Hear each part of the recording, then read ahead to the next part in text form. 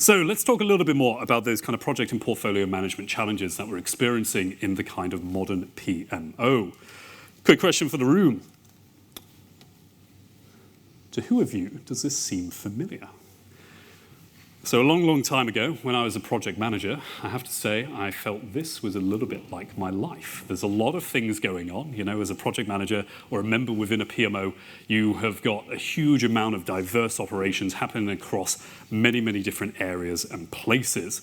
And so really when I kind of think of this current situation, you know, I really kind of remember that in my head. You know, maybe I got into work on the Monday morning, I look at my email, somebody's, you know, submitted a risk over the weekend. Okay, wonderful, I've got to take that email, I've got to then take that away, I've got to go into my separate Excel plan, which is there somewhere, and then effectively enter that risk into that register, then I'm going to jump back out, and then maybe in the meantime, I'm going to remember, oh no, actually, I need to put that risk in my daily reporting, which I'm going to submit to my management actually. So I need to take that high priority risk, pop that into a PowerPoint presentation, submit that to my superior, and then kind of move along. And so effectively, I don't know about yourselves, but my personal experience when I was a project manager is I was using a multitude of different systems across different disciplines and trying to tie all of those pieces together. Okay, so I'd interact with many, many different elements of software. And I'm sure that's a familiar experience for many people within the room today.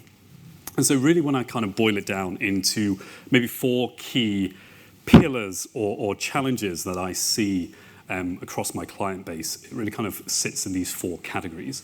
Number 1 is flexibility. There's either too little or too much. And what I mean by that is a lot of organizations or PMOs in the past may have invested in these, you know, large kind of monolithic complex tools, which are very like, you know, top down and then pushed down towards the rest of the organization. They're very, very prescriptive in the way in which they work, and they often require a lot of training or change management with an organization to implement, right? They can be extraordinarily powerful tools if used correctly and got that right buy-in and the right training for them, but most of the time I see that may go by on the wayside. And evidently you have to change your own internal processes to suit that of the tool, ultimately, which, you know, often ends up in kind of low usage. But then on the flip side, you've got a lot of organizations who have got all of the flexibility. Maybe we have no defined you know, project management tool that we're using across all of our teams at this point in time. Maybe people are using a mixture of Excel, Asana, Monday, Smartsheet, Excel, Microsoft Project, you know, a lot of Excel again, anyway. But effectively across a number of different realms. And really, you know, that too much flexibility is then a problem as well, because it becomes very hard to actually aggregate all of that information and get a picture of what's actually going on. Which evidently takes me to my second challenge, which is visibility. So evidently this is a challenge which is very much compounded with the first when we think of that flexibility.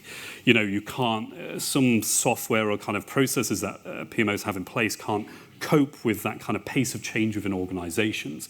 And this has been particularly kind of brought to light with the introduction of, you know, agile methodologies and sprint planning and things along those lines, which often exists within its own dedicated tool, which is separate from the rest of the project management tool that the organization may be using. And it's exactly the same for kind of hybrid projects as well. And this becomes more and more important because we see agile heavily being used to deploy software products, right? And software products seem to be entwined with more and more projects as the years move on. Moving on from that is on to resource management. Now, this is a classic challenge, which I think has been around for a very, very long time. But evidently, when it comes to resource management, it is incredibly hard to, you know, get that right balance of understanding the day-to-day of what individuals are actually working on, and then balancing that with kind of a more top-down strategic perspective of where potential individuals may be required to support a particular project. And then that kind of takes me on to my final challenge, which is that portfolio reporting, okay? So combining all of that information into one place and then understanding it and being able to take key insights from that information can be quite difficult. And this can be very, very difficult if whatever tools you have in place within your organization at this point in time have got low adoption or people are scared of those tools. Now, I have a very personal story around this.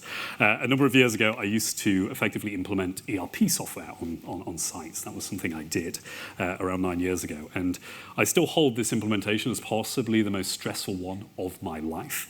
And effectively what happened is we were very ready to go live. There was a lot of tension in the branch. We were switching off the old system, moving on to the new one. And effectively, we went live. You know, there's a lot of anxiety. There's a lot of things that need to go right in that kind of moment. And we went live, and this one mistake actually cost this particular branch an absolutely huge amount of money. And that one mistake was that a key administrative resource had failed to input roughly 250 invoices that had already been invoiced on the old system into the new system. Confusion abounded, craziness all over the place.